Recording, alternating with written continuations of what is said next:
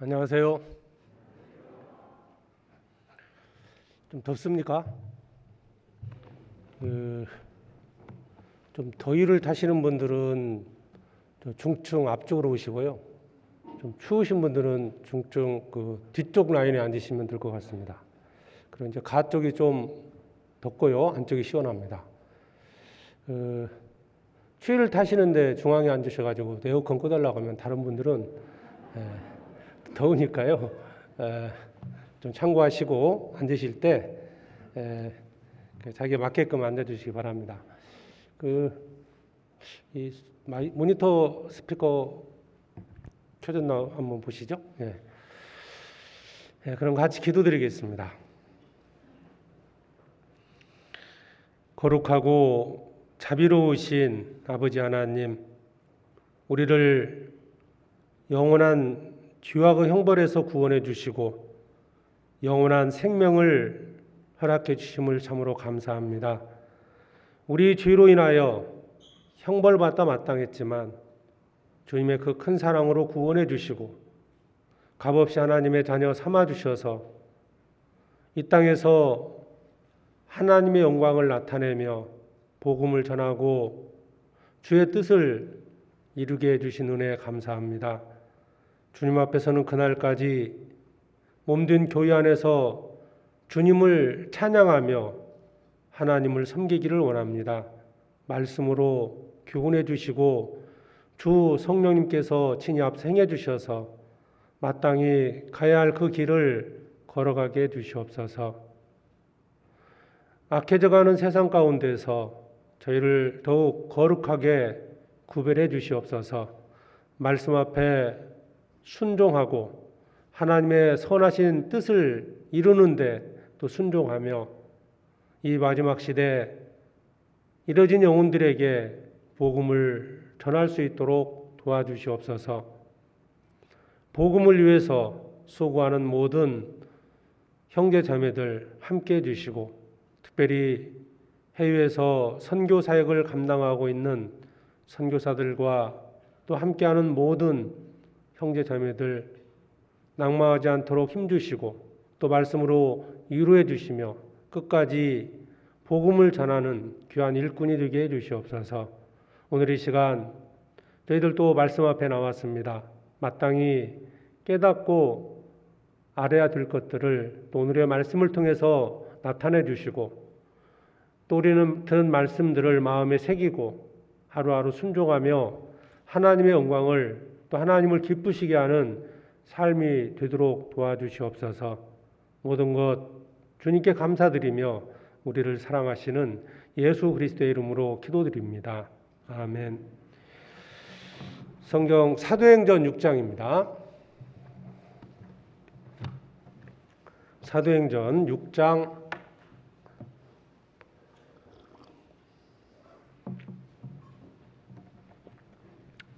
1절부터 보겠습니다. 사도행전 6장 1절부터 7절까지 제가 찾았으면 제가 읽겠습니다. 그때 제자가 더 많아졌는데 헬라파 유대인들이 자기의 과부들이 그 매일 구제에 빠짐으로 히브리파 사람을 원망한데 12사도가 모든 제자를 불러 이르되 우리가 하나님의 말씀을 제쳐놓고 공결을 일삼는 것이 마땅치 아니하니 형제들아 너희 가운데서 성령과 지혜가 충만하여 칭찬 듣는 사람 7을 택하라. 우리가 이 일을 저에게 맡기고 우리는 기도하는 것과 말씀 전하는 것을 전무하리라 하니 온 무리가 이 말을 기뻐하여 믿음과 성령이 충만한 사람 스데반과 또 빌립과 브로그로와 니가노로와 디문과 바메나와 유대교에 입교한 안디옥 사람 니골레를 택하여 사도들 앞에 세우니 사도들이 기도하고 그들에게 안수하니라. 하나님의 말씀이 점점 왕성하여 예루살렘에 있는 제자의 수가 더 심히 많아지고 허다한 제사장의 무리도 이 도에 복종하니라. 7절까지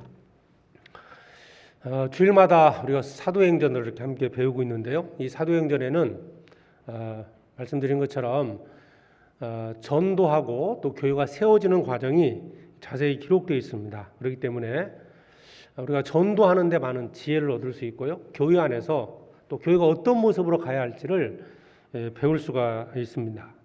어떤 때 전도가 잘 되고 또 반대로 어떤 때 이 사탄의 어떤 그 대적하는 사탄이 어떻게 역사하는지 이런 것들을 이렇게 배울 수가 있습니다. 지난 시간까지 사도행전 5장까지 배웠죠. 한 8번에 걸쳐서 말씀을 드렸는데 이 정리해보면 그렇습니다. 어떤 때 전도가 잘 됐을까? 그 공통된 단어가 마음을 같이하여 합니다. 구원받은 성도들이 마음을 같이했을 때 성령께서 역사해서 힘있게 복음이 전해졌습니다.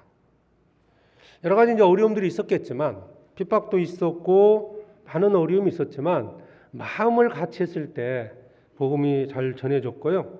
반대로 사탄은 어떤 방식으로 대적했느냐? 첫 번째는 핍박이었습니다. 외부적인 강한 핍박이 있었어요. 사도들을 붙잡아서 옥에 가두기도 하고 금하고 매를 때리고 때려서 이제 이 복음을 더 이상 전하지 못하도록 막기도 했습니다. 그래도 담대하게 복음을 전함으로써 이제 그것은 또 이제 전도가 된 계기가 됐고요. 또 한 가지는 내부적인 죄입니다. 아나니아와 삽비라 사건을 통해서 우리가 교훈받을 수 있는 것은 어떤 그 사람의 허영심을 이렇게 이용을 해서 죄가 들어오도록 성령을 속이고 교회를 속이는 그런 일을 통해서 교회를 분열시키고자 했던 것이 있었습니다. 이 또한 사도들이 지혜롭게 대처를 해서 그것도 이제 실패라고 볼 수 있죠. 다시 그 죄를 이제 처리하고 나서 그 뒤에 보면 또 복음이 힘있게 전해졌다라고 말씀을 했습니다. 자, 그러면 사탄이 이제 또 그런 상황에서 핍박도 받고 내부적인 죄를 통해서 대적을 했는데 사탄이 그렇다고 포기했느냐? 그렇지 않습니다. 이 사도행전 6장에는 또 다른 방법이 나타나 있습니다. 6장 2절에 보면 12사도가 모든 제자를 불러 이르되 우리가 하나님의 말씀을 제쳐놓고 공개를 일삼는 것이 마땅치 아니하다. 전도하는 일을 제쳐놓고 다른 일, 이 공개라는 것이 이제 구제하는 일이거든요. 교회 안에서 이제 어려움과 있는 성도들을 돕고 또 기타 이제 주변에 있는 어려운 사람들을 돕는 일이 있었습니다. 이 선한 일이잖아요. 이 일 자체가 잘못됐다는 게 아닙니다. 이 일을 그만다는 뜻이 아니에요. 그런데 말씀을 제쳐놓고 공개를 일삼는 것이 마땅치 않다라고 얘기를 했습니다. 말씀을 제쳐놓는다. 자, 교회에게 주어진 사명은 전도입니다. 교회를 세우신 목적은 하나님께서 잃어진 영혼들을 구원해서 천국으로 보내기 위해서입니다. 자, 교회의 사명이 전도인데 전도하는 일을 제쳐놓고 다른 일을 한다? 그러니까 다른 일에 바쁘도록 만들었다는 거죠. 교회가 정말 전도의 사명을 망각해버리고 그렇다고 해서 교회가 죄 짓는 나쁜 일을 했다는 게 아니에요. 정말 선한 일이죠. 다른 사람 그 어려움 속에 있는 사람들을 도와주는 것이 선한 일이지 않습니까? 이것이 틀렸다, 이것이 잘못됐다 이걸 말씀하는 게 아니고 정말 중요한 일, 교회의 사명은 전도라는 겁니다. 그럼에도 불구하고 이제 점점 수가 많아지다 보니까 거기에 이제 어려운 성도들도 많아졌고 그러다 보니까 이제 치중하는 것이 어느 쪽이었냐면 그 성도들을 돕는 쪽에서 치중을 했다는 거예요. 그래서 하나님의 말씀을 제쳐놓고 공개를 일삼는 것이 마땅치 않다. 이때 이제 사도들의 선택은 4절입니다. 우리는 기도하는 것과 말씀 전하는 것을 전무하리니. 가장 중요한 일이 전도라는 것을 다시 한번 인식하고요. 이런 일들을 또 다른 이제 7집사를 택해가지고 맡기고 복음 전하는 일에 치중을 했다는 겁니다. 그러니까 이제 사탄의 또 다른 계획에는 뭐냐면 교회가 복음 전하는 일 말고 다른 일에 바쁘도록 만든다는 거예요. 우리 개인적으로도 그럴 수 있거든요. 우리에게 맡겨진 사명은 전도지 않습니까? 이러진 영혼들을 구원하기 위해서 주님께서 우리를 먼저 구원해 주시고 이 땅에 살도록 허락하신 겁니다. 그런데 만약에 우리가 이런 일을 제껴놓고 다른 일에 바쁘기 시작하면 다른 일이 너무 바빠서 실제로 우리에게 주어진 일을 못할 수 있다는 거예요.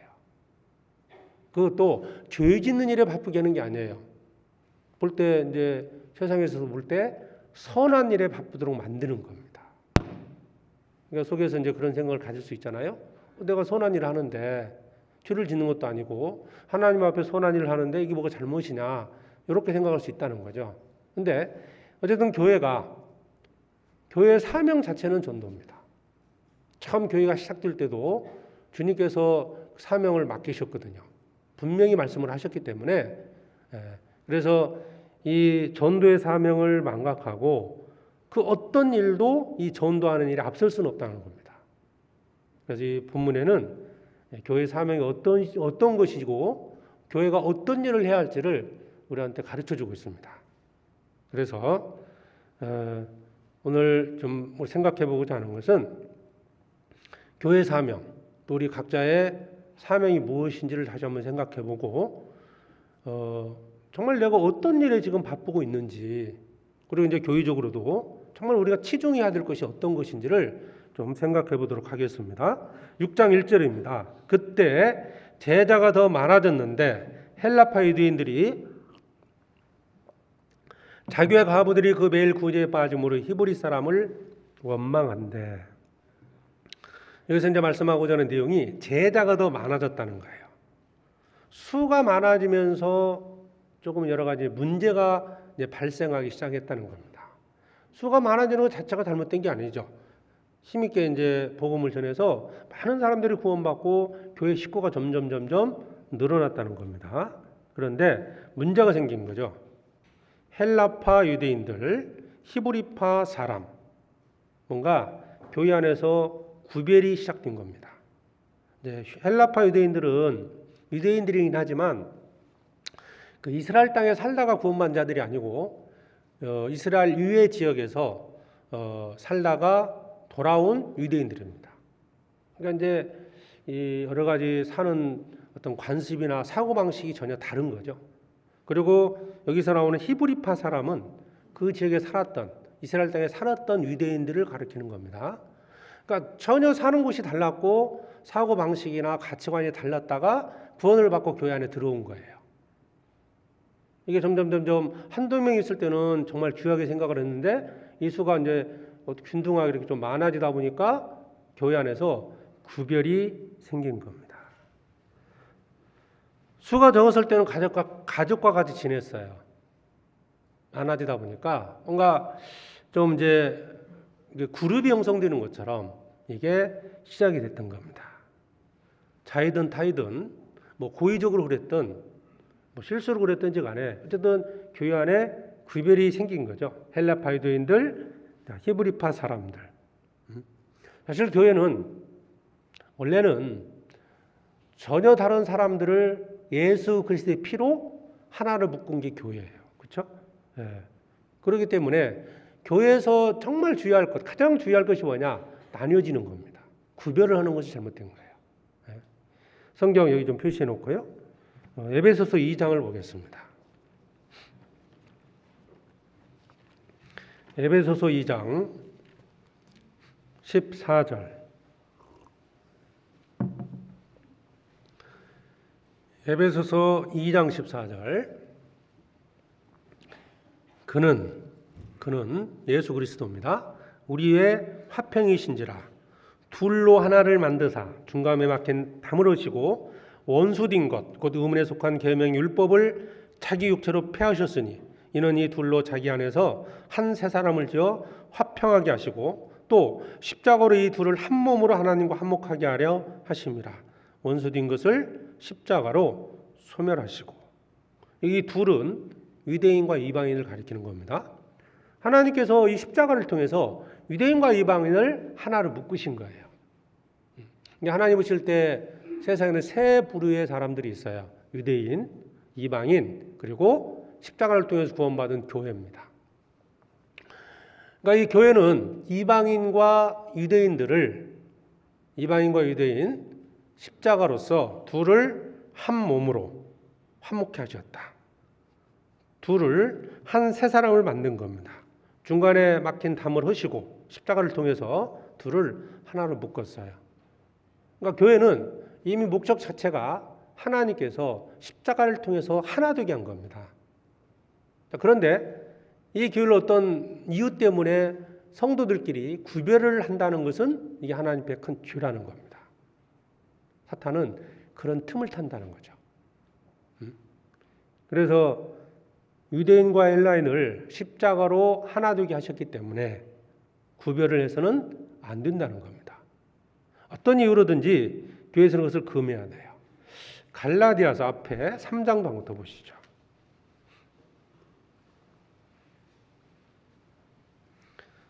갈라디아서 3장 28절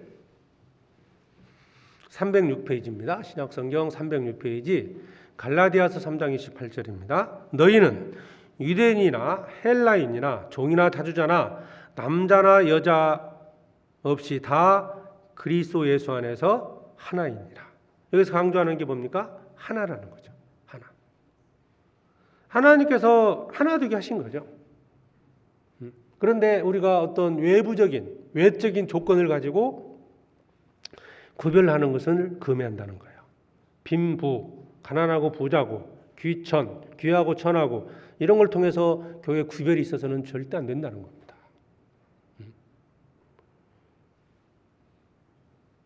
또는 뭐 지연, 학연 이런 걸 가지고 교회 안에서 구별이 있어서는 안 된다. 우리는 성령 안에서 하나입니다. 이런 구별이 시작이 되면 교회는 반드시 분열될 수밖에 없다. 그 틈을 사탄이 타는 거예요. 구제 사업을 했습니다. 그 당시에 초대교회 성도들이 모여서 어려운 사람을 도왔어요. 근데 웬일인지 히브리파 사람들과 그 아까 헬라파 유대인들 좀 뭔가 구별이 있었나 봐요. 실수로 그랬든 뭐 고의로 그랬는지는 모르지만 구제하는 일에 자꾸 이제 헬라파 사람들이 좀 소외가 됐던 거예요. 그러니까 그 사람들이 이제 원망하기 시작했죠. 그대로 되면 어떻게 되겠습니까? 분열이 되는 겁니다. 다시 사도행전 보시죠. 6장에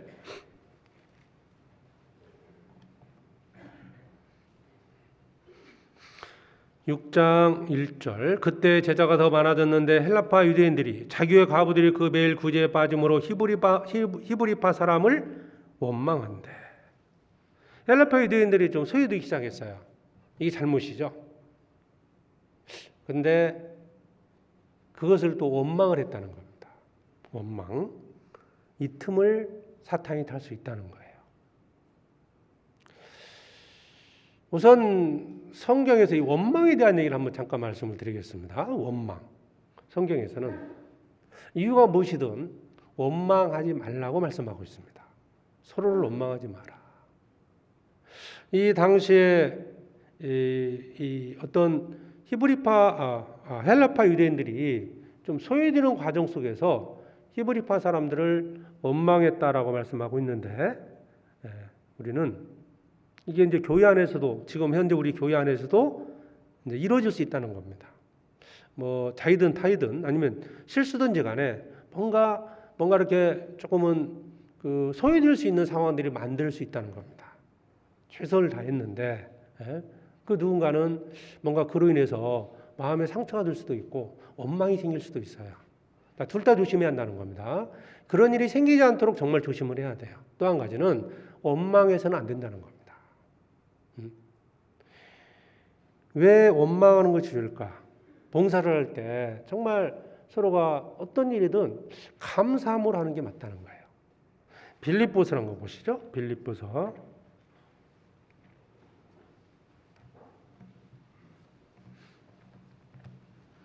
빌립보서 2장 13절입니다.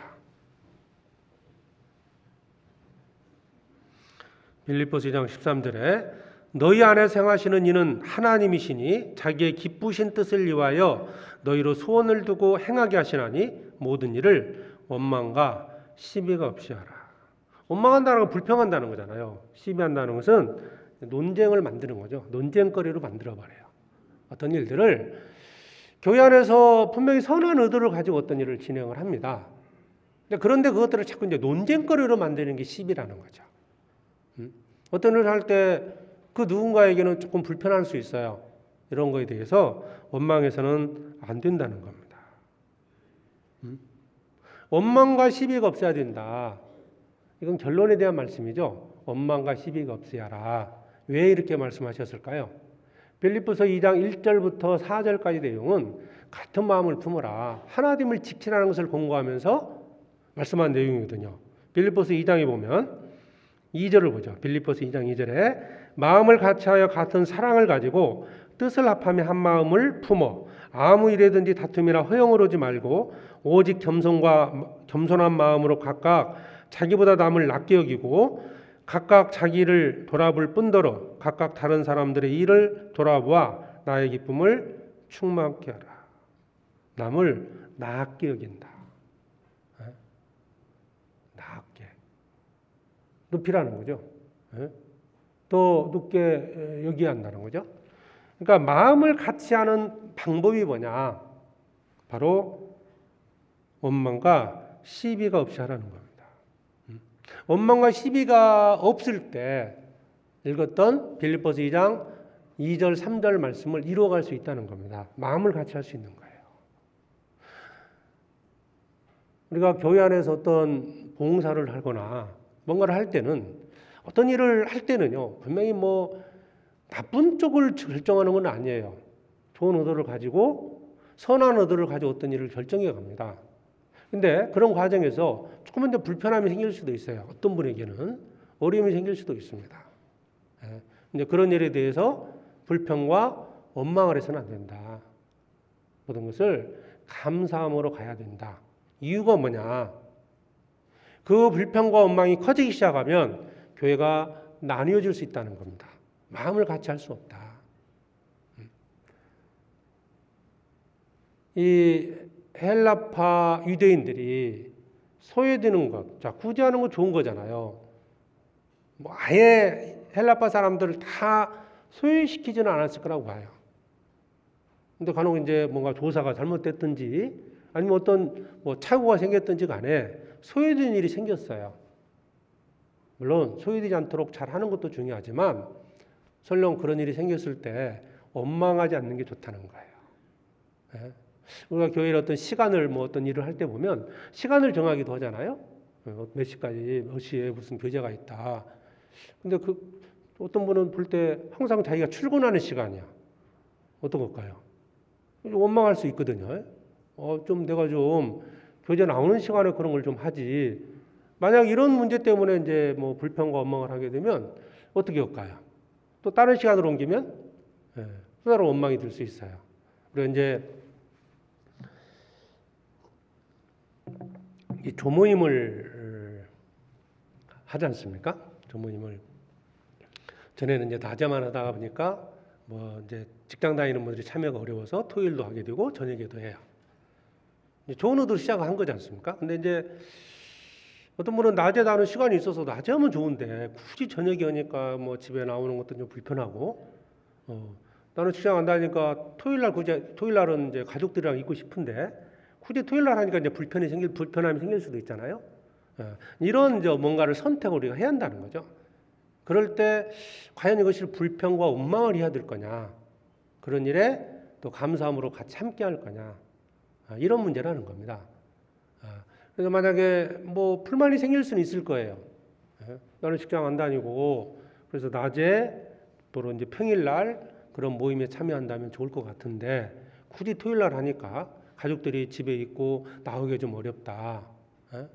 왜 이렇게 해야 되느냐라고 자꾸 이제 주장을 하면 그것도 사실 교회 입장에서는 고민이 드는 거예요. 어떤 걸까? 조금 이제 소외되는 직장 다니면서 어렵게 생활하시는 우리 자매님들을 위해서 또 그런 모임 시간을 특별히 이렇게 만들어 드리는데 이게 이해를 못하면 사실은 또 선택하기 대단히 어렵거든, 교회적으로는. 뭐 예를 들면 이런 것들입니다. 그래서 우리는 어떤 일을 하든지 원망과 시비가 없이 해야 된다. 베드로전서 4장도 보겠습니다.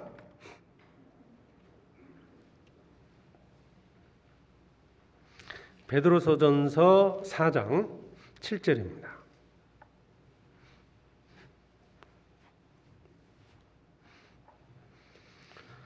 7절에 베드로전서 4장 7절입니다. 만물의 마지막이 가까웠으니 그러므로 너희는 정신을 차리고 근신하여 기도하라. 무엇보다도 열심으로 서로 사랑할지니 사랑은 허다한 죄를 덮느니라. 서로 대접하기를 원망 없이 하고 각각 은사를 받은 대로 하나님의 각양 은혜를 맡은 선한 청지기 같이 서로 봉사하라. 아까 말씀에도 또 여기 베드로전서 말씀에도 사랑이라는 단어가 계속 나옵니다. 사랑. 그렇죠? 우리는 예수 그리스도의 사랑으로 구원받은 자들입니다.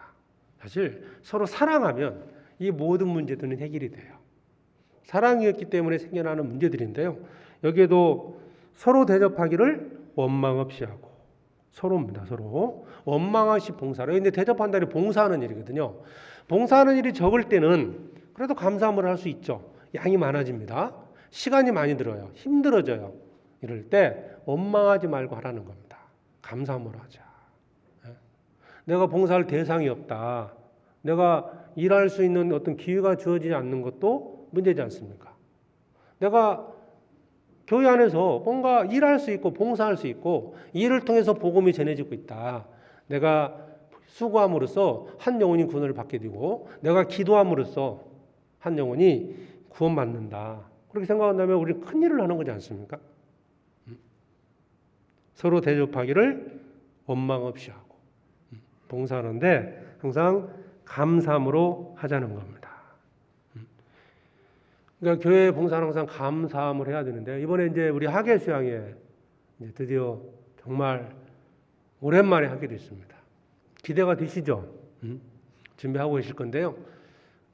우리가 이제 맡은 봉사가 있어요. 또 가시면 뭐 어떤 경우는 일이 이제 균등하게 할 수 있는 건 아닐 거고요. 누군가가 안 하면 누군가는 많이 해야 돼요. 그렇죠? 그럴 때 불평과 원망보다는 감사함을 하자. 내가 더 일이 많아진다면 누군가는 휴식을 취하고 있는 거예요. 예전에 그 수양회 때 실제로 있었던 일인데요. 어떤 분이 계속 나무 그늘에서 다른 형제자매들은 쉬고 부지런히 봉사하고 있는데 나무 그늘에서 늘 쉬는 형제가 있었나 봐요. 이게 이제 불편했나 봐요. 그러니까 그 형제님이 이제 그 수양관에 계신 목사님을 찾아갔어요. 우리는 이렇게 힘들게 일하는데 저 형제는 늘 나무 그늘에만 있고 수박아치 하나 먹고 뭐 미숫가루 하나 먹고 이러고 있다고 그늘 밑에 있다는 거예요. 늘 그늘 밑을 강조를 한 거예요. 목사님이 대답을 하셨습니다. 하나님께서 그늘을 만들어놨으니까 쉬는 사람도 있어야 된다고. 물론 이제 뭐 그분 보기에는 마음이 불편할 수도 있지만 뭐 그 또한 어떤 사연이 있을 거라고 생각을 하시고요. 이해하고 너무 힘든가 보다 이렇게 생각을 하고 내가 맡은 일에 대해 좀 더 내가 수고해주면 그분이 또 하나님 만들어 놓은 그늘 밑에서 편히 쉬지 않겠습니까? 그것도 하나님 역사를 이루는 겁니다. 하나님께서 모든 사람에게 은혜를 주시고 있어요. 어떤 일이든 감사함으로 했으면 좋겠다. 사도 바울이 우리 성경에 서신서지 않습니까? 사도 바울이 썼던 14권의 서신서가 있습니다. 각 교회에 대한 서신이었어요. 거기서 사도 바울은 항상 성도들에 대한 감사함을 표현했습니다. 그런데 실제로 읽어보면 사도 바울을 공격도 했고요. 사도 바울을 비난도 했어요. 그럼에도 불구하고 사도 바울은 늘 그들을 위해서 감사한다. 하나님께 감사했다는 거예요. 대표적으로 골로새서 한 곳을 보시겠습니다. 골로새서 1장.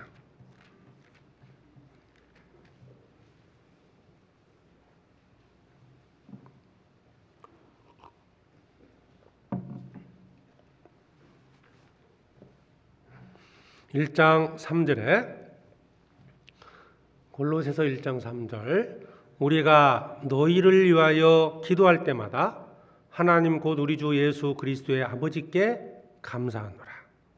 너희를 위하여 기도할 때마다, 이 골로새 교회 성도들을 위해서 기도할 때마다 정말 하나님께 감사했다는 겁니다. 뭐 그렇게 감사했을까요?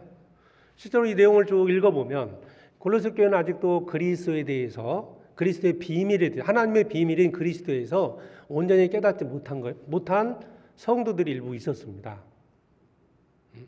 그래서 어떤 잘못된 교훈을 받아들이는 경우도 있었고요. 예수 그리스도 안에서 거해야 되는데 자신이 어떤 헛된 것들, 절기를 지킨다든지 아니면 천사, 어떤 것들 헛된 것을 이제 과장해서 말한다든지 이런 여러 가지 문제들이 있었음에도 불구하고 사도 바울은 이 골로새 교회 성도들에 대해서 하나님께 감사했습니다. 그 성도들이 함께 있다는 것 자체에 감사했던 거예요. 자, 우리 옆에 계신 우리 형제 자매님들이 저 형제님이 저 자매님이 없다면 비록 나에게 때로는 불편함을 주기도 해요. 그럼에도 그 형제 자매가 없다면 어떻게 될까? 지금 일상교회 구원받은 사람이 나 혼자뿐이다. 어떻게 되겠습니까? 예전에 그 말에 그 순망치한이란 말 있잖아요. 입술이 망하면 이가 시리다. 평소에 입술이 좀 너무 좀 두툼해서 보기가 싫었어요. 입술이 사라지면 어떻게 되겠습니까? 겨울에 이가 시리대요. 그러니까 우리 구원받은 모든 성도들은 성령으로 구원받고 성령 안에서 하나 된 자들입니다. 정말 있다는 거, 함께 교제하고 있다는 거, 그것에 감사해야 됩니다. 원망하기 시작하면 교회는 분열이 됩니다. 그러니까 사도행전 6장 내용, 6장 1절과 2절을 보면 거기서 이제 우리가 알 수 있는 것은 분명히 어떤 일이 생길 수 있다는 거죠. 선한 구제사업을 했음에도 불구하고 거기에 문제가 발생할 수 있다는 거예요. 그럴 때 원망해서는 안 된다는 거. 일도 잘해야 되지만 설령 불편함이 생겼다 하더라도 원망하지 말자는 겁니다. 다시 사도행전 6장 보시죠.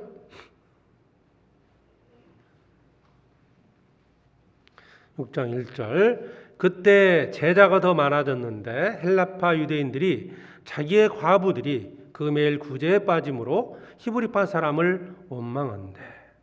구제하는 일은 선한 일입니다. 그럼에도 사탄은 그것을 원망으로 바꾸어서 교회를 분열시키려 했다는 겁니다. 물론 내 정당한 어떤 요구일 수도 있어요. 건의일 수도 있어요. 자기 의견일 수도 있습니다. 그런데 그것이 자칫 이게 지나다 보면 원망과 불평으로 바뀔 수도 있다는 겁니다. 두 가지를 생각해 볼 수 있죠. 선을 베풀 때 조심하자는 거예요. 나는 선한 일을 했기 때문에 문제가 없을 거라는 생각을 하지 마시라는 겁니다. 교회 안에서도 커피를 잘 대접하는 형제님들, 자매님들 계시죠. 식사를 잘 대접하는 형제님들 계시죠. 선한 일을 했습니다. 그런데 그래도 교회는 한 번도 대접받지 못한 사람이 있어요. 그렇죠? 그분에게는 불평이 들 수도 있거든요. 왜 나는 안 사주지? 이럴 수도 있잖아요. 예. 그러니까 이것이 소외됐을 때 느끼는 감정이라는 거죠. 어떤 고의적으로 그런 건 아니지만 그렇게 느낄 수도 있다는 거예요. 그러니까 항상 선한 일이 좋은 결과를 만드는 건 아니다. 조심하자는 거죠. 선한 일이. 그래서 로마서 14장도 보면 너희의 선한 것이 비방을 받지 않게 하라. 선한 것이 비방받지 않도록 주의한다는 겁니다. 선한 것은 그리스도 안에서 구원받은 자들이 누리는 자유입니다. 사실은. 그럼에도 그 자유가 연약한 자들에게 걸림이 될 수 있다는 겁니다. 혹 내 말이나 내 행동이 다른 성도들에게 걸림이 되지 않는지 돌아보는 것이 필요합니다. 두 번째는 설령 그런 일이 생겼을 때 원망하지 말자. 불평하지 말고 감사하는 자가 되자. 어떤 사도들은 이런 상황에서요 문제를 이제 잘 극복을 했는데, 근데 이제 문제는 구제의 불균형보다 더 큰 문제를 발견했던 겁니다. 구제한 일 때문에 문제가 생겼구나. 이런 것으로만 끝난 게 아니고 실제 이제 본질적인 문제를 사도들이 발견했던 겁니다. 그게 2절이죠. 2절. 12사도가 모든 제자를 불러 이르되 우리가 하나님의 말씀을 제쳐놓고 공계를 일삼는 것이 마땅치 아니하니. 자, 공계를 일삼는 것, 가난한 사람들을 돌보는 겁니다. 돌보는 것을 의미합니다. 이것은 좋은 일이었는데, 그러나 사도들이 정말 중요한 것을 놓친 거예요. 본인들이 망각하고 살았던 것이 무엇인지를 발견한 겁니다. 그게 뭐죠? 말씀을 제쳐놓고, 전도하는 일을 제쳐놓고 구제하는 일에 너무 치중했다는 거예요. 이것 때문에 교회에 큰 문제가 생길 수 있었던 겁니다. 구제하는 일이 문제가 안 생겼어요. 만약에 전혀 문제가 안 생겼다. 원망하는 일 없이 구제하는 일이 문제가 안 생기고 교회가 구제하는 일을 열심히 했어요. 근데 정작 교회가 해야 될 전도하는 일을 못했다면 이게 하나님이 기뻐하시는 일일까요? 다행히도 사도들은 그것을 발견한 겁니다. 근본적인 문제가 무엇인지를 깨달은 거예요. 사실 교회 안에서요, 전도하는 일에만 치중하면 문제될 게 없어요, 사실은. 근데 전도하기 위해서 뭔가 조금은 지역적인 여러 가지 일들이 있지 않습니까? 전도하기 위해서 음식도 먹어야 되고, 뭐 교회당도 만들어야 되고, 여러 가지 것들이 하다 보니까 그 과정에서 사실 문제가 생길 수가 있거든요. 전도하는 일 하나에만 딱 치중을 하면 아마 여기에 불평과 불만 있는 분은 아무도 없습니다. 정상적인 신앙 상태라면 전혀 문제가 없거든요. 자, 중요한 것은 교회의 사명이 뭐냐? 오직 성령이 너희에게 임하시면 너희가 권능을 받고 예루살렘과 온 유대와 사마리아 땅끝까지 이르러 내 증인이 되리라. 승천하시기 전에 주님께서 제자들에게, 즉 교회에게 주신 사명입니다. 예루살렘과 온 유대와 사마리아와 땅끝까지 이르러 온 세상에 복음을 전파하라. 이건 그 당시 사도들에게만 주어진 게 아니죠. 그 위에 구원받은 모든 성도들, 모든 교회에 주신 하나님의 명령입니다. 그런데 사도들은 수가 더 많아지면서, 그리고 교회 안의 성도들 중에서 어려운 분들이 생기니까 그 어려운 사람들을 돕는 일을 하다 보니까 그 일이 너무 치중이 된 거예요. 말씀을 제쳐놓고 전도하는 일을 제쳐놓고 그 일을 더 집중해서 하게 됐다.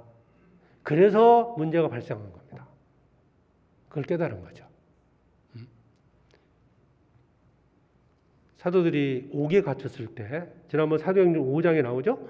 옥에 갇혔을 때 성령께서 그들을 건져주셨어요. 왜 그랬습니까? 그거 5장 여기 한번 보시죠. 5장 20절에 보면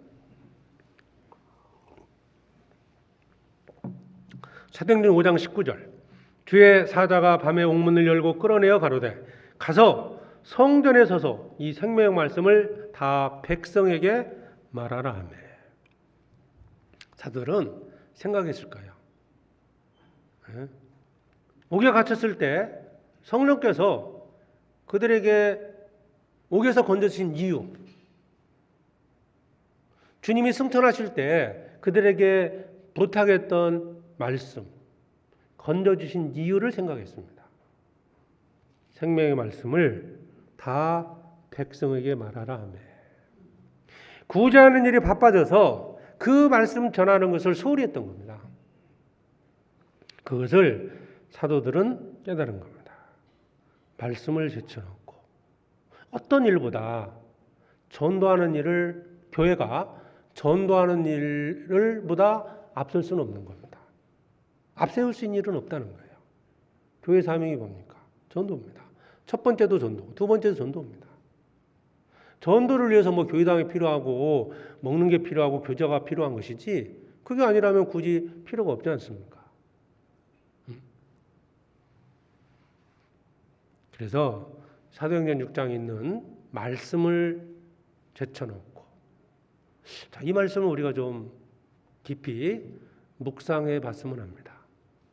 말씀을 제쳐놓고 전도하는 일을 제쳐놓고 과연 내가 무엇에 더 바빠야 되는가? 어떤 일이 더 중요할까?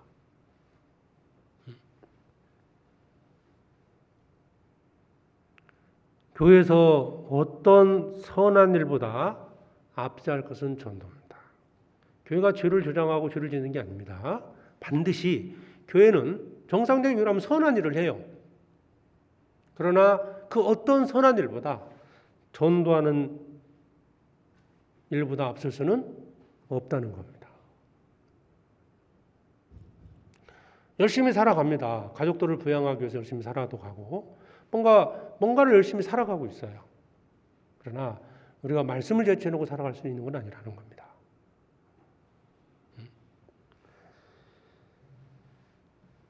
이 선한 일이라는 것은 하나님 보실 때 선이 뭡니까? 우리 선악에 대한 기준도 아셔야 되겠죠. 선한 일. 하나님 보시기 최고에서는 하나님을 알고 구원받는 거예요. 하나님을 모르는 게 가장 큰 악입니다. 하나님을 아는 것이 선이고 하나님을 모르는 게 악이죠. 선악의 기준을 인간의 기준으로 보면 모르겠어요. 영혼을 믿지 않고 하나님 믿지 않으면 그냥 단순히 어려운 사람 도와주는 게 최고의 선일 수도 있어요. 다른 사람 전도하는 것보다 지금 굶주린 사람 도와주는 게 낫지 않냐. 그게 더 크다고 생각할 수도 있습니다. 그렇다고 굶주린 사람 도와주는 것이 잘못됐다 이 뜻이 아니에요. 교회가 어디에 집중해야 되는지, 교회의 사명이 무엇인지, 우리 구원받은 그리스도인의 사명이 무엇인지를 알아야 됩니다. 선한 일이 뭘까요? 빌립보서입니다. 빌립보서 1장 6절입니다.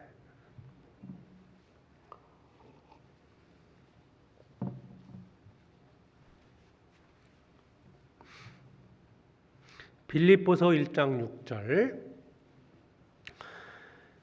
너희 속에 착한 일을 시작하신 이가 그리스도 예수의 날까지 이루실 줄을 우리가 확신하노라. 너희 속에 착한 일을 시작하셨다. 이 착한 일이 뭐예요? 전도하는 일, 구원받게 하는 일이잖아요. 다른 영혼을 구원지는 일입니다. 물에 빠져 죽어가는 사람의 착한 일이 뭘까요? 그 사람 생명을 건져주는 거죠. 그 사람이 뭘 가르치겠습니까? 그 사람에게 돈 버는 법을 가르쳐줄 무슨 소용이 있겠습니까? 그 사람을 물에서 건져주는 게 가장 선한 일이 되겠죠? 그러면 영혼이 있어요.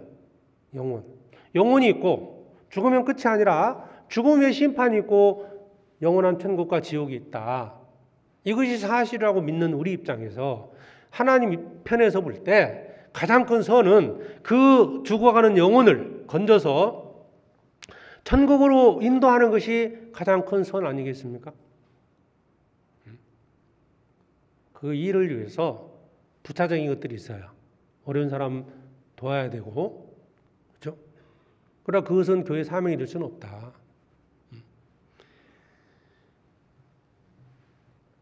나를 구원해 주신 목적이 뭘까?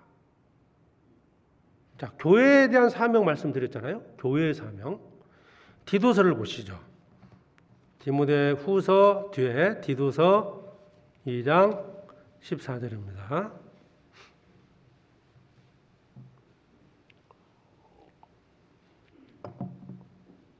디도서 2장 14절에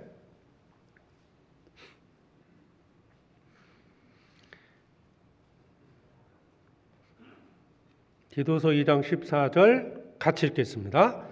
그가 우리를 대신하여 자신을 주심은 모든 불법에서 우리를 구속하시고 우리를 깨끗하게 하사 선한 일에 열심하는 친백성이 되게 하려 하심이니라. 우리를 구원해 주신 목적, 그 십자가에서 우리를 대신하여서 죽으신 목적, 그 이유를 설명해 주고 있습니다. 이유는 우리를 대신하여, 우리 죄를 대신하여 자신을 내어줌은 우리를 구속하시고 하나님의 선한 일에 열심히 하는 친백성이 되게 하는 것이 목적이라는 겁니다. 선한 일. 원하는 목적이 있죠? 그러면 보세요. 선한 일을 제쳐놓고 우리가 뭘 하겠습니까? 학생이 있어요. 학생. 제가요 바빠서 공부를 못하겠다고. 이게 학생의 본분을 잊은 거잖아요. 그렇게 되면. 내가 노느라고 바빠서 공부 못했다. 이해할 수 있어요? 주님이 나를 구원한 목적, 선한 일을 위해서 나를 구원해 주셨다. 에베소서 2장 10절에 보면 선한 일을 위하여 지으심을 받은 자니, 선한 일을 위해서 새롭게 창조하신 겁니다. 하나님께서 모든 만물을 창조하시고 최초의 사람 아담을 창조한 것처럼 예수 그리스도 안에서 우리를 새롭게 만드신 거예요. 새 사람을 입히셨습니다. 새 사람으로 지으심을 받은 겁니다. 무슨 일을 위해서? 선한 일을 위해서. 이 선한 일은 예수 그리스도를 전해서, 복음을 전해서 이뤄진 영혼들을 건지는 겁니다. 이보다 큰 선이 없어요. 그래서 세상은 하나님, 영혼, 천국, 지옥을 모르기 때문에 교회가 전도하는 일에만 치중한다라는 것을 비방할 수 있어요. 그건 얼마든지 그럴 수 있습니다. 그렇다고 교회 안에서 정말 영원한 세상에 있다는 걸 믿는 우리가 거기에 동조해서는 안 된다는 겁니다. 교회 사명은, 나의 사명은 복음을 전하는 겁니다. 우리는 무엇에 바빠야 될까요? 말씀을 제쳐놓고 선한 일을 제쳐놓고 무엇을 하겠습니까? 다른 게 필요 없다는 게 아닙니다. 목적을 분명히 가지고 사셔야 돼요. 주님이 나를 왜 구원하셨을까? 주님이 나를 왜 이 땅에 남겨두셨을까? 주님께서 왜 나를 부르셨을까? 선한 일을 위하여 우리는 부르심을 받았습니다. 선한 일을 제쳐놓고 말씀을 제쳐놓고 무엇을 하겠습니까?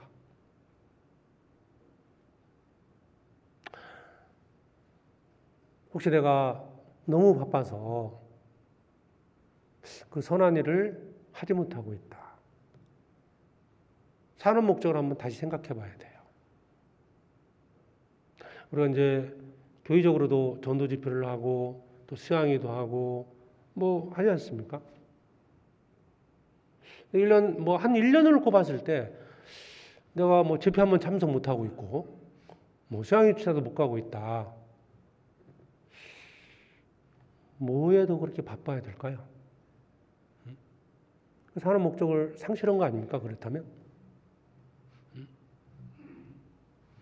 수양회를 한번 가냐 안 가냐, 집회에 참석하냐 못하냐, 이게 별거냐라고 생각할지 모르지만 목적이 어디에 있느냐에 따라 달라지는 거예요. 결과적으로 내가 세상에 있는 것들만을 얻기 위해서 살아가는 목적이 돼 있다면 설령 참석을 해도 그건 자기가 잘 살기 위해서 하나님께 육신적인 축복을 받기 위해서 하나님을 이용하는 것뿐일 겁니다. 우리는 선한 일을 위하여 지으심을 받은 자들이다. 우리를 구원해 주신 목적은 선한 일에 열심하는 친 백성이 되게 하기 위해서입니다. 디모데후서 2장에 보면 우리는 하나님의 군사로 부르심을 받았다고 그랬어요. 군인이 해야 될 일이 뭡니까?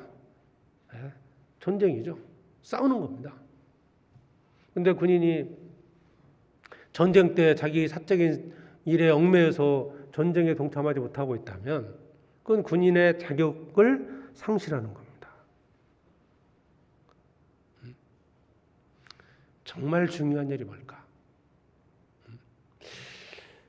예수님 당시에 바리새인들이 예수님을 배척하게 된 원인이 있어요. 많은 것들이 있습니다. 그 중에 예수님이 그 당시 바리새인들에게 직접 책망한 내용이 있어요. 구제하는 일, 이도 중요한 일이에요. 복음 전하는 일은 더 중요한 일입니다. 이것이 뒤바뀌면 문제가 생긴다는 거죠. 마태복음 23장입니다.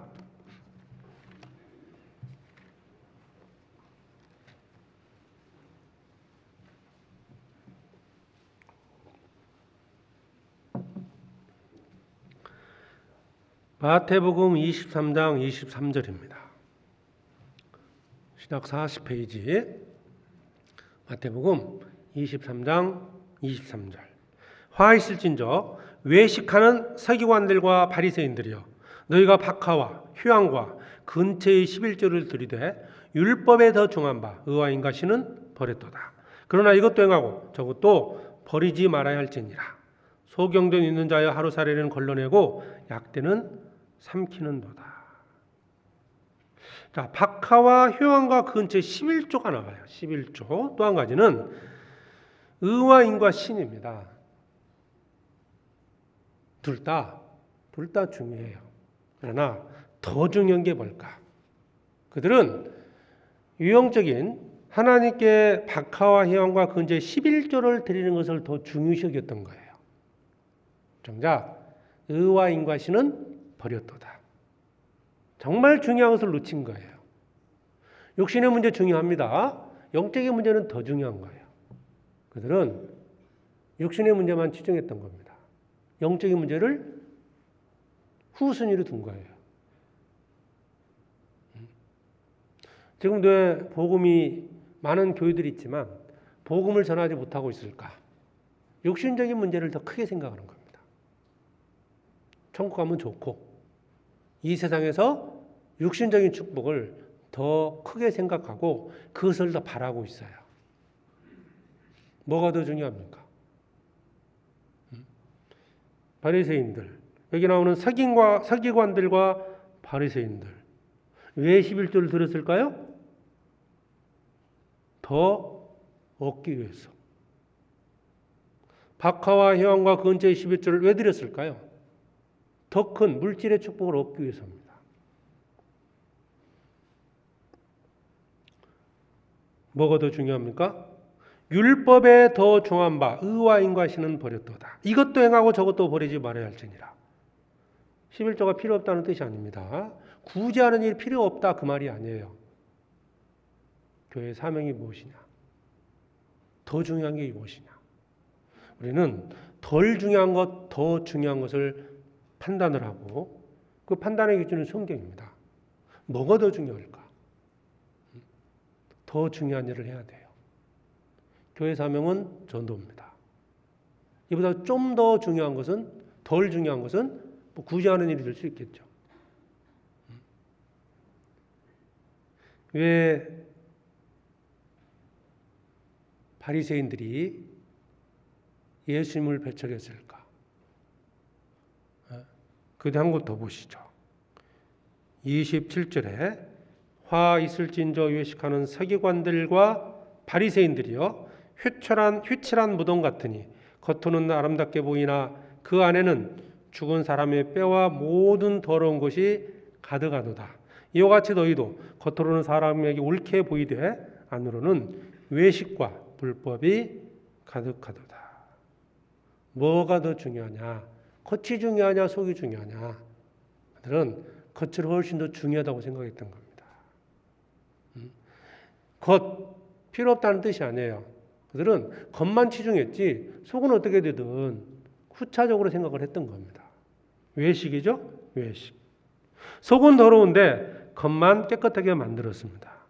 유형적인 종교 생활이 있었지만 그 마음에는 탐욕이 가득했다는 거예요. 우리도 이런 외식에 빠지면 안 됩니다. 겉으로 교회 안에서 성도들에게 보여지기에는 잘 보여지는데 실제로 내 마음속에 욕망을 가지고 하나님을 살아가고 있다면 이것도 하나님 앞에 잘못된 거 아니겠습니까? 뭐가 더 중요하냐? 뭐가? 겉이 필요 없다는 게 아니죠. 네. 그것도 잘 다듬어야 되겠죠. 그러나 더 중요한 것은 속이라는 겁니다. 그래서 더 중요한 것과 덜 중요한 것을 구별하지 못했다. 교회에서 무엇을 할 거냐? 전도, 그 다음에 구제하는 일, 또 교회당 짓는 일, 여러 가지 일이 있을 수 있죠. 그러나 그 어떤 것보다 앞서야 할 것은 전도입니다. 이 사명을 잃게 되면 교회당 맛있고 잘 짓다가 잘 짓는 그것 때문에 문제가 생겨서 분열이 생기고 교회당 실제로 전도하는 일이 멈출 수 있다는 거예요. 별로 중요하지 않은 일에 너무 치중하지 말라는 겁니다. 그리고 우선순위죠. 이제 중요도도 알아야 되지만 무엇을 먼저 할 거냐. 너희는 먼저 그의 나라와 그를 구하라. 그리하면 이 모든 것을 너희에게 더하시리라. 먹는 거, 마시는 거, 입는 거 중요합니다.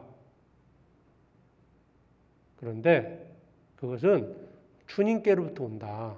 이것을 한다면 먼저 주님의 뜻 가운데 살아가거라. 그러면 하나님께서 모든 걸 주신다는 겁니다. 예수님을 만났던 제자들이 있었죠. 나를 쫓아라. 그러니까 나로 먼저 부친을 장사하기 허락하옵소서라고 예수님께 제의를 했습니다. 제안을 했어요. 제자의 신분은요, 그 어떤 일보다도 주님을 따르는 것이 우선인 거예요. 이거 가혹한 거 아니냐 그럴지 모르지만 제자라면, 그렇죠, 제자라면. 제자가 아니라면 뭐 부친 장사하고 시간 날 때 갈 수도 있겠죠. 그러나 제자라면, 주님을 따르는 제자, 내가 주님을 섬기기로 작정한 사람이라면 먼저 주님을 따르는 것이 맞다는 겁니다. 우리가 먹고 사는 일 때문에 주의 일을 소홀히 할 때가 있어요. 먹고 사는 일에 대해서 내가 세상에 일하는 거 열심히 살아야 됩니다. 열심히 일도 하고 세상에 나가서 인정받아야 되고 적당히 대충 해서 살아가서는 안 됩니다. 그렇다고 더 중요한 게 뭘까? 우선이 할 게 뭘까를 잘 판단하시고 해야 됩니다. 누가복음 10장을 한번 보시죠. 누가복음 10장.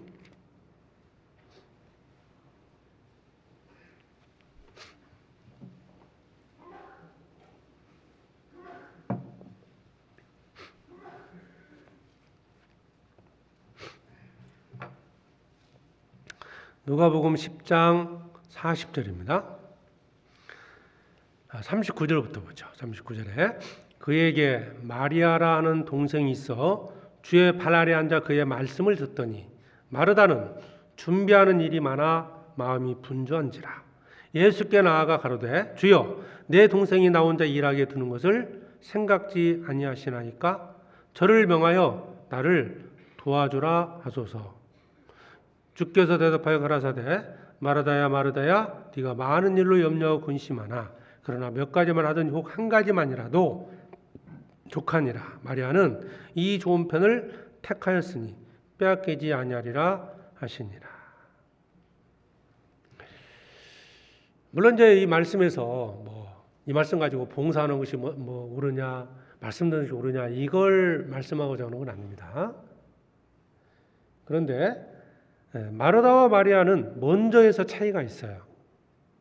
마리아는 말씀 듣는 것에 더 치중을 했던 겁니다. 그렇다고 봉사하는 일 필요 없다는 게 아니에요. 우리도 많은 봉사가 있습니다. 봉사. 내가 말씀 듣는 것까지 포기하면서 봉사할 수는 없다는 거예요. 그래서 봉사를 이렇게 좀 균등하게 나누지 않습니까? 어쩔 수 없이 이제 봉사를 해야 할 상황이 생겨나기 때문에 그렇더라도 말씀 듣는 것을 게을리해서는 안 된다. 내가 듣지 못했다면 어떻게 하든지 들으셔야 돼요.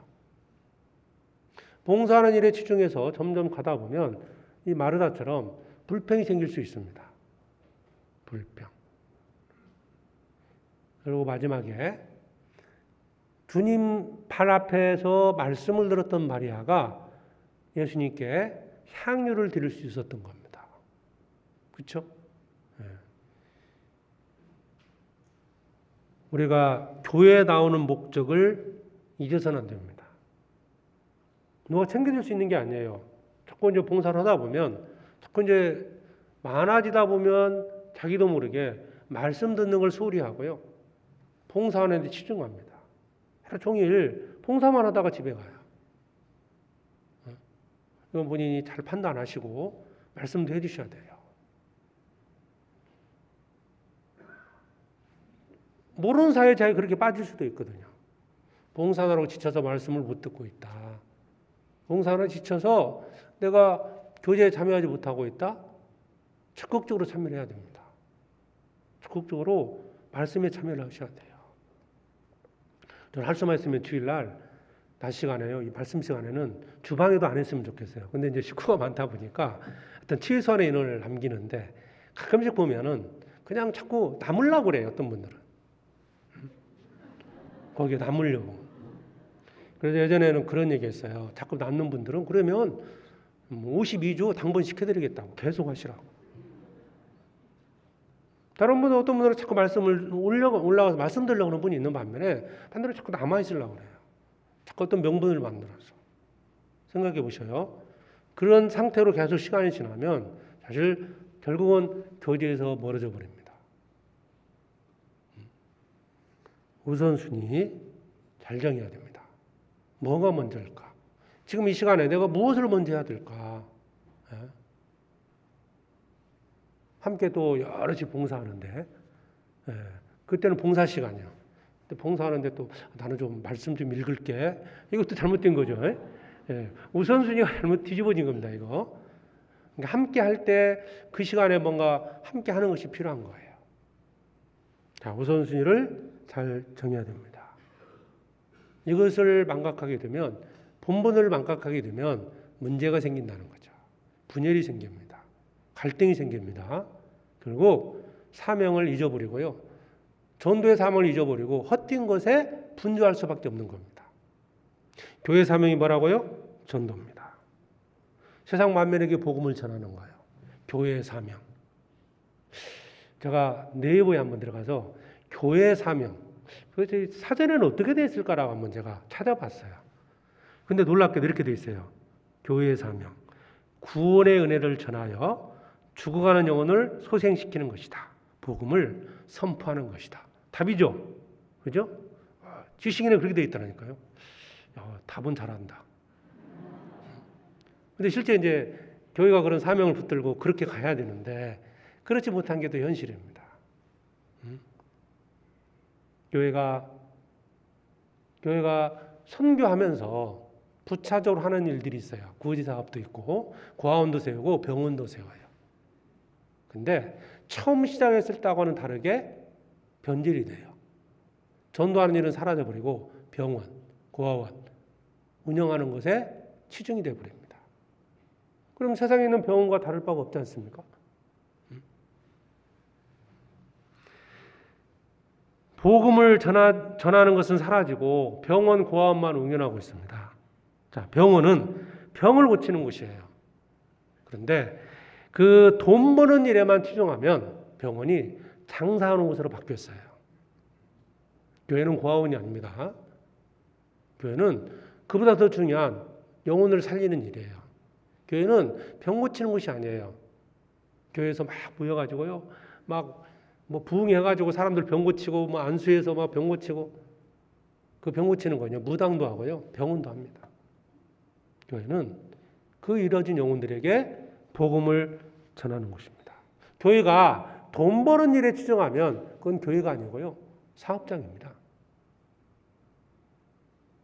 우리는 재물을 가지고 복음을 전하는 곳에 써야 됩니다. 내가 힘들게 일해서 하나님께 11조를 드리고 헌금을 했어요. 그 돈이 어디에 쓰여지기를 바라십니까? 전도하는 일에 쓰여지기를 바라지 않습니까? 그 일을 위해서 우리가 뭐 음식도 먹는 것이고 교제도 하는 것이고 교회당도 짓는 겁니다. 그러나 교회당 짓는 것이 목적이 되면 이게 뭐 건설이사지 뭐 교회가 되겠습니까? 교회가 사귀는 일에만 치중한다면 교회는 사교장이 될 겁니다. 우리는 주님의 명령을 잊어서는 안 됩니다. 너희는 온 천하에 다니며 만민에게 복음을 전파하라. 이게 교회에게 주신 사명입니다. 하나님께서 우리 교회에 주신 사명이에요. 말씀을 제쳐놓고 무엇에 집중해야 될까요? 그래서 사도행전 6장에서는 아주 중요한 교훈을 주시는 거예요. 자, 핍박을 했죠. 죄가 들어오도록 만들었죠. 다 이겨냈어요. 사도행전 6장 다시 봅니다. 6장 2절.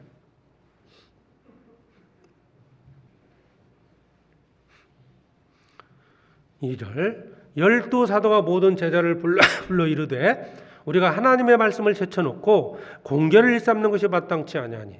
하나님의 말씀을 제쳐놓고 구제하는 일에 집중하도록 만들었던 거예요. 거기서 우리가 그렇게 휩쓸려 갈 수 있어요. 왜? 구제하는 일이 선한 일이니까. 얼마나 좋습니까? 실제로 이 당시에 그 초대 교회 시대 때는 이 과부들이나 고아들이 살기 어려웠던 시대입니다. 농사를 짓고 그랬기 때문에 이거 뭐 혼자 힘으로 살 수 있는 게 거의 없는 거예요. 그러니까 신명기나 이제 그 구약 성경에 보면은 추수하고 나서 다시 돌아보지 마라. 무화과나 열매를 따고 나서 남았는지 안 남았는지 따지 마라. 확인하지 마라고 그러거든요. 포도나무를 따고 포도나무 열매를 따고 나서 다시 저기 남았네 이렇게 쳐다보지 말라는 거예요. 한번 따고 나면 그냥 놔두라는 거예요. 왜? 과부들이나 고아들이 먹을 수 있도록. 이삭 줍지 마라. 그것은 과부들이 얻을 수 있도록. 그러니까 그만큼 생계가 어려웠던 거죠. 그래서 이제 구원받은 성도들이 교회 안에 들어왔을 때 생계 유지 자체가 어려웠던 그런 분들을 돕는 일을 한 거예요. 점점 많아졌죠. 예? 그러다 보니까 이게 이제 그것에 치중을 하다 보니까 이제 문제가 됐던 거예요. 말씀을 제쳐놓고 다른 일을 해서는 안 된다. 그래서 이제 사도들이 내린 처방은 3절입니다. 형제들아, 너희 가운데서 성령과 지혜가 충만하여 칭찬 듣는 사람 7을 택하라. 우리가 이 일을 저에게 맡기고. 전혀 필요 없는 일이 아니라는 거죠. 정말 집중해야 할 것이 어떤 것인지를 이제 찾고 나서 그 일을 이제 여기에 다른 형제들에게 맡긴다는 겁니다.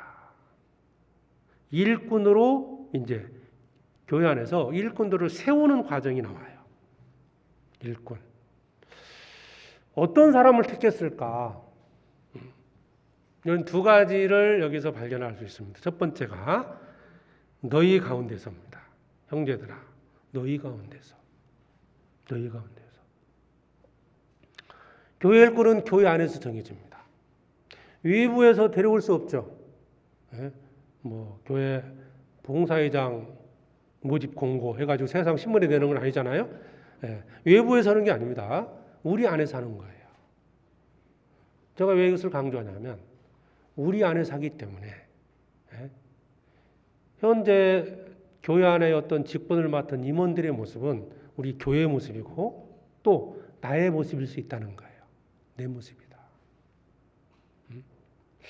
조금 부족하게 느낄 수도 있어요. 뭐 판단거리를 뭐가 있을 수 있어요. 그러나 우리 안에서 정한 겁니다. 우리 너희 가운데서 택하라. 너희 가운데서.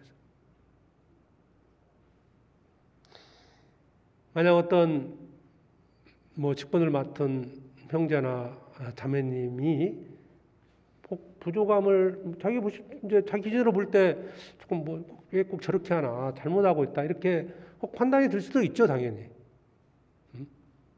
그러나 우리 중에 나오신 분이에요. 왜 이것을 제가 강조할까요? 정말 거기 염려가 되면 정말 더 열심히 살아서요. 그 일을 맡으시면 돼요, 다음에. 비난하지 마시고 그걸 불평하지 마시고요. 어쨌든 너희 가운데서 택한 겁니다. 그리고 주님이 어떤 사람을 일을 맡기시냐? 성령과 지혜가 충만하여 칭찬 듣는 사람입니다. 성령과 지혜가 충만하다. 성령에 충만하다. 우리 성령 충만에 대해서 몇 년 동안 계속 배우지 않습니까? 성령 충만이 뭘까? 성령의 충만, 성령 세례, 성령의 은사, 성령의 열매. 그 말이 그 말 같은데요. 예. 차이를 조금 아는 게 필요할 것 같아요. 성령의 열매, 성령의 풍성한 열매를 맺는다. 이 성령 충만에 대해서 말씀을 좀 드려야 되는데 갈라디아서를 한번 보시죠. 먼저 갈라디아서 5장 22절에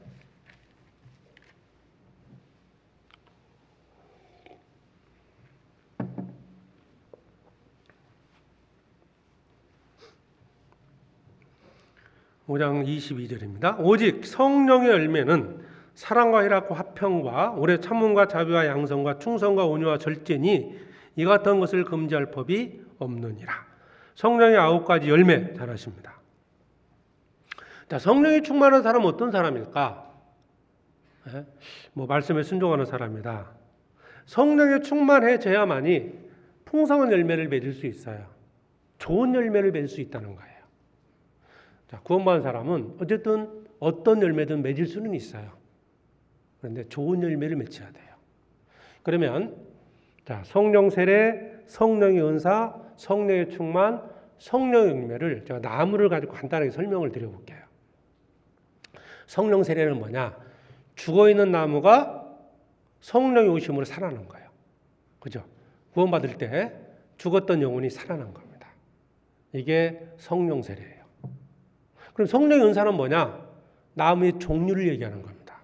사과나무냐, 배나무냐, 감나무냐.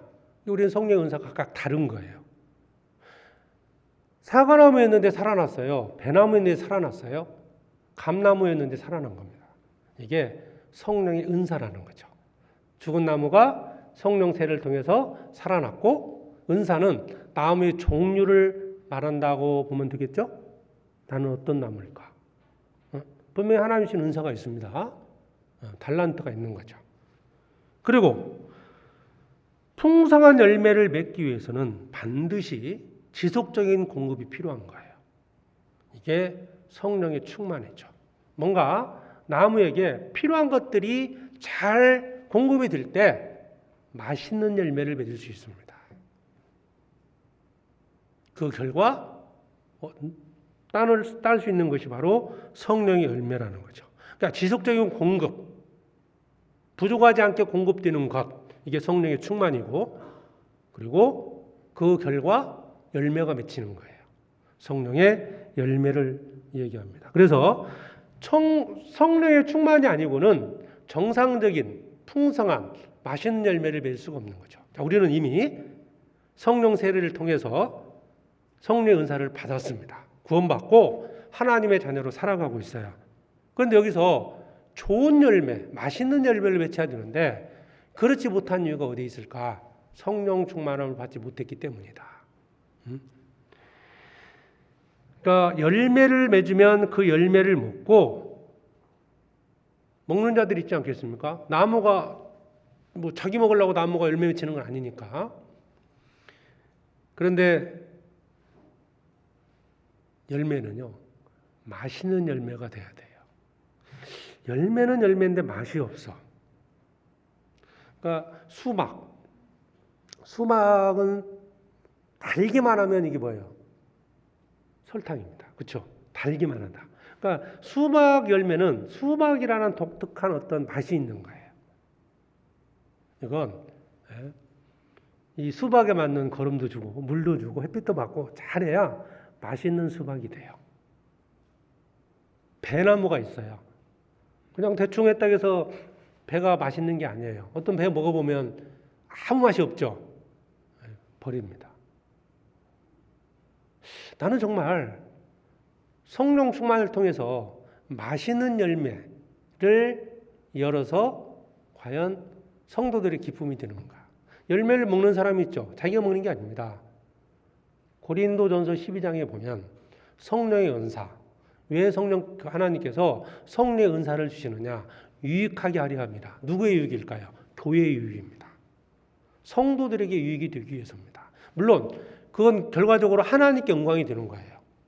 하나님께 드려지는 건데, 그래서 수박 크고 색깔은 좋은데 맛이 없어요. 그러면 이게 정상적으로 공급하지 못했다는 뜻이에요. 분명히 살아있어요. 구원 받았어요. 분명히 사과나무예요. 근데 먹어봤더니 아무 맛이 안 나. 내 모습이 그럴 수 있다는 겁니다. 왜 그런 일이 생길까? 성령의 충만함을 받지 못했다. 뭔가 공급이 되지 않았던 거예요. 우리는 성령의 충만함을 받을 때 교회 일꾼이 된다는 겁니다. 주님이 쓰시는 일꾼이 돼요. 이게 꼭 일꾼 그러니까 꼭 직분을 맡았다 이것만을 의미하는 게 아닙니다. 그러니까 성령의 충만함을 받을 때 주님이 쓰신다는 거죠. 나는 내가 맺히는 열매를 통해서 성도들이 기쁨을 드릴까? 나는 어떤 열매를 맺히고 정말 맛있는 열매를 맺히고 있는가? 생각해 보셨어요? 열매는 분명히 맺혔어요. 어떤 과수원에 가면 사과나무가 있어요. 주렁주렁 맺혔습니다. 하나 따먹었어요. 많이 맺혔어요. 빛깔도 예뻐요. 근데 먹었더니 맛이 없어요. 사과 한 박스 샀는데 그런 경우 있잖아요. 귤을 샀어요. 아무 맛이 그냥 시기만 해. 먹을 수 있겠어요? 귤은 신맛 난다. 이렇게만 표현할 수 없거든요. 분명히 귤의 어떤 독특한 맛이 있는 거예요. 사과는 사과의 독특한 맛이 있는 겁니다. 나는 어떤 열매를 맺히고 있는가? 정말 맛있는 열매. 그러니까 고린도 교회는 많은 은사가 있었어요. 그렇죠? 은사에 대한 설명이 고린도전서에 나오거든요. 그들은 다양한 은사를 맡았습니다. 그런데 문제는 맛이 없었던 거예요. 열매가 맛이 없었다. 사도 바울은 그걸 책망했던 겁니다. 고린도전서 12장 보시죠. 3장.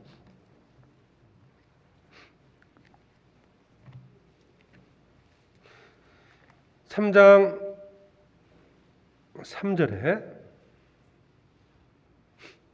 고린도전서 3장 3절입니다. 너희가 아직도 육신에 속한 자로다. 너희 가운데 시기와 분쟁이 있으니 어찌 육신에 속하여 사람을 따라 행함이 아니래요. 성령을 따른 것이 아니라는 거죠. 아직도 육신에 있다. 성령 충만함을 받지 못한 겁니다. 그들은 많은 은사가 있었어요. 그런데 그들이 뭘 자랑했습니까? 나는 무슨 나무다. 이걸 자랑한 거죠. 나는 방언의 은사가 있다. 나는 예언의 은사가 있고 나는 통역의 은사가 있다. 자기 은사를 많이 자랑을 했는데 자, 좋은 나무, 나는 사과나무다, 배나무다, 감나무다 서로 자랑했어요. 근데 정작 열매가 맺었을 때 따먹어 보니까 맛이 없었던 거예요.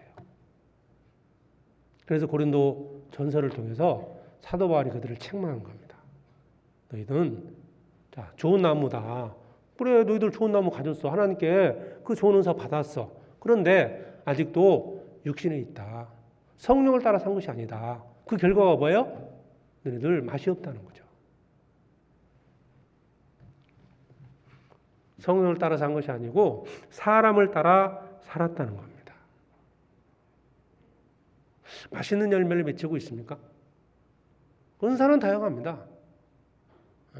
우리는 사과 먹고 싶을 때도 있고 배가 먹고 싶을 때도 있고 여름에는 수박 먹고 싶잖아요. 다양한 나무들이 교회에 있어요. 다양한 은사를 하나님이 주시는 겁니다. 그걸 통해서 교회에 이익되게 하고 결과적으로는 복음을 전하게 하기 위해서입니다. 나는 찬양을 잘한다. 나는 주방에서 봉사를 잘한다.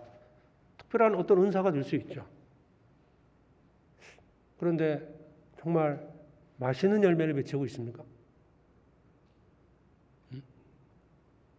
나는 성경에 대한 지식이 있다. 맛있는 열매를 맺히냐 이거예요. 나는 이 나무다. 나는 저 나무다. 주장을 해요. 좋아요. 틀림없이 하나님 은사를 주셨어요. 어떤 열매를 맺히냐.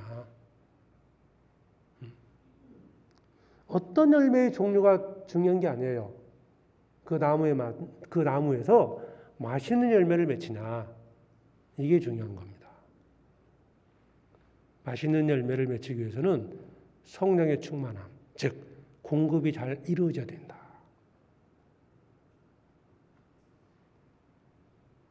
나무가 거름을 줬어요. 물을 줬어요. 그런데 흡수하지 못했다. 정상적인 열매를 맺힐 수가 없는 겁니다. 말씀을 배웠습니다. 순종하지 못하면 흡수하지 않는 그 거름을 흡수하지 않는 나무처럼 순종하지 않는 것은 좋은 열매를 맺힐 수가 없는 거예요. 에베소서 5장 18절에는 술 취하지 말라 이는 방탕한 것이니 성령의 충만함을 받으라. 성령 충만을 받을 것을 명령했죠? 명령입니다.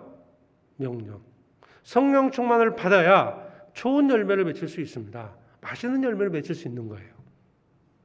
해도 그만, 안 해도 그만. 그런 문제가 아닙니다. 선택의 문제가 아니라 의무입니다. 성령 충만을 받으라. 명령형이죠. 자, 복수형이다. 명령 자체가 복수형입니다. 모든 사람들에게 해당되는 겁니다. 수동태로 되어 있다. 그 말은 수동태. 성령 충만을 받으라. 성령의 너를 채우시게 하라는 거예요. 거부하지 말라는 겁니다. 말씀에 순종해 가라는 거예요. 성령께서는 나를 통해서 많은 열매를 맺히고자 주님이 뭔가 이끌어 가시려고 하는데 자꾸 거부를 해요. 이게 불순종이잖아요. 순종하면, 그러니까 술이 있어도 술을 마셔야 취하지 않습니까? 술 취하지 말라 하는 방탕한 것이 연결되어 있어요. 술을 마셔야 술이 취해지는 거잖아요. 말씀 앞에 순종해 갈 때 성령에 취해서 좋은 열매를 맺을 수 있는 겁니다. 그리고 현재형이다. 계속적으로 충만한 상태를 이루라는 거죠. 작년에 좋은 열매 맺혔다고 해서 올해도 맺힐 보장은 없습니다. 계속적으로 공급이 돼야 돼요.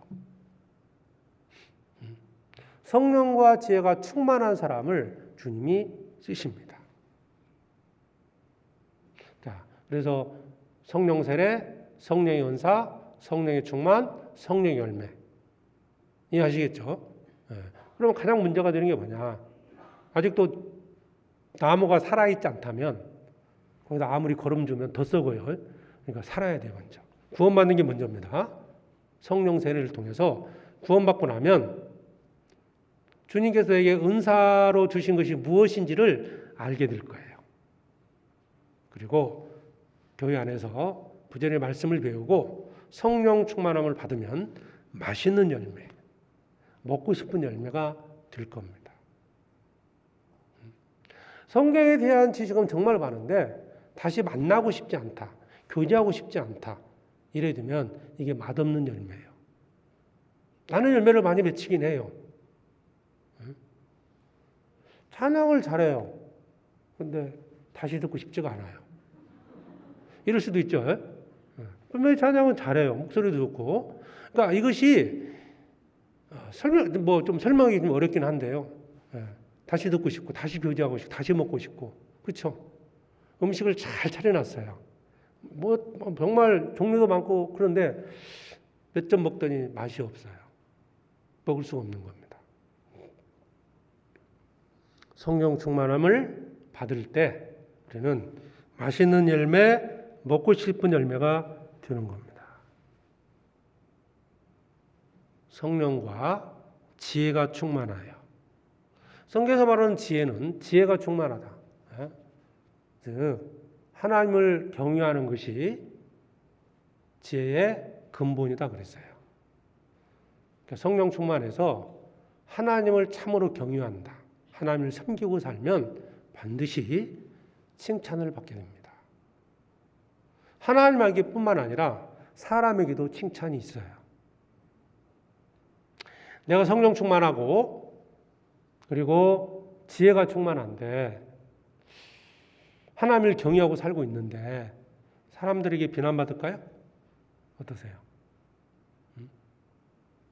로마서 14장을 한번 보실까요? 로마 14장.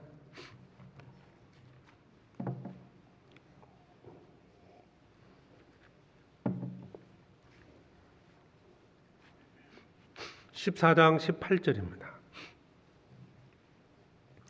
로마서 14장 18절에 이로써 그리스도를 섬기는 자는 하나님께 기뻐하심을 받으며 사람에게도 칭찬을 받느니라.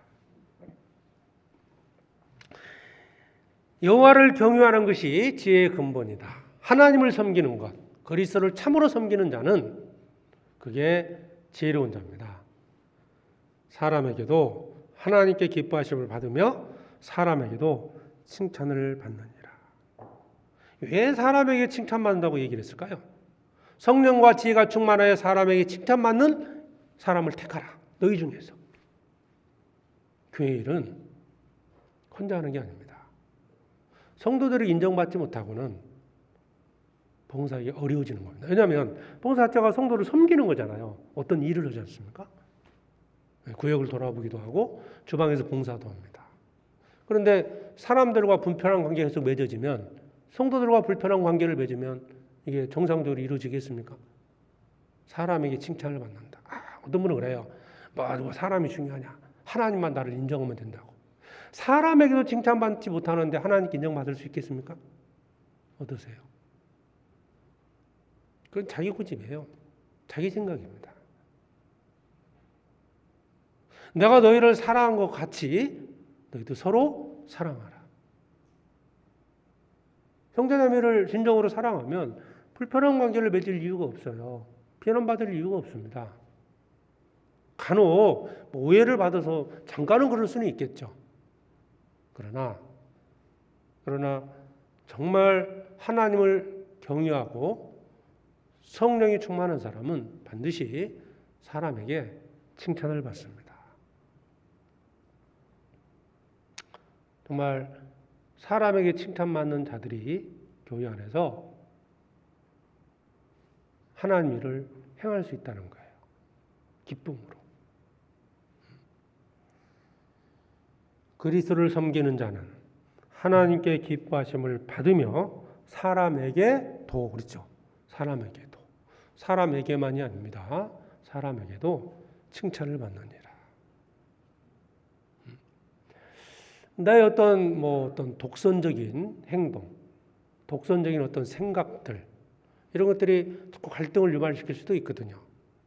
근데 그게 선한 것일 수도 있어요. 선한 일에 대해서. 그런데 그런 주장이 오히려 형제자매의 마음을 불편하게 하고 갈등을 유발시키는 거라면 교회를 할 수가 없겠죠, 당연히. 이게 점점 멀어지는 겁니다.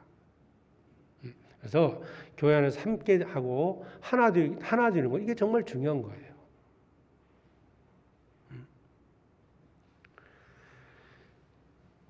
사도 바울도 교회 일꾼들을 세울 때요, 사람들에게 어떤 칭찬받는 이런 것들을 상당히 고려했다는 걸 알 수가 있거든요. 어떤 일을 맡길 때도. 그 빌립보서 한 장만 더 보실까요? 고린도후서 8장. 고린도후서 8장.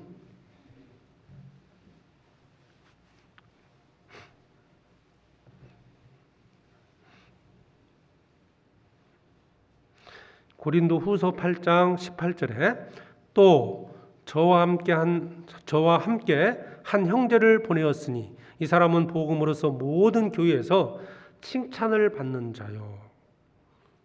디도와 함께 어떤 형제를 이 헌금 관련해서 일을 맡겼어요. 근데 이 사람에 대한, 이 형제에 대한 소개가 복음으로서 모든 교회에서 칭찬을 받는 자요 라고 말씀하고 있습니다. 이유가 뭘까? 21절, 이는 우리가 주 앞에서만 아니라 사람 앞에서도 선한 일에 조심하려 합니다. 선한 일에 조심한다. 왜 선한 일인데 조심할까요? 오해할 수도 있고.